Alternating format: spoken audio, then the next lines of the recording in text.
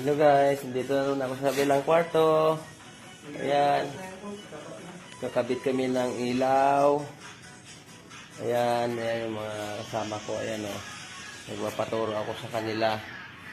Baka sakali matuto ako sa paglinya ng ilaw. Piping and wiring. Ayan. Nagpapaturo ako sa kanila. Ayan na. May ilaw na yung kabila. Practice lang. Ayan, batang Cebu yan.